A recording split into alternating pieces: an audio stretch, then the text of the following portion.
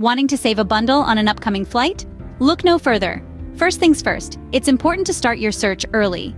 Airline ticket prices can fluctuate, so the sooner you book, the better chance you have of snagging a great deal. Keep an eye out for promotions and discounts, as airlines often offer special prices during certain times of the year. Next, flexibility is key. If you have the freedom to choose your travel dates, try to be flexible. Many booking websites have search options that allow you to view prices for different dates, so you can easily compare and find the cheapest options. When it comes to choosing your airline, it's important to do your research. Look for airlines with positive reviews and a good reputation for customer service.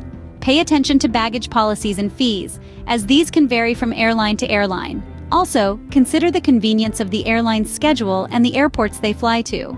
Now let's talk about booking websites. There are plenty of websites out there that can help you find and compare airline tickets. Make sure to use reliable and well-known websites that have a good track record. It's also worth considering different booking options. Sometimes booking directly through the airline's website can offer additional perks or rewards. However, don't hesitate to check out third-party websites as well, as they can often have exclusive deals and discounts.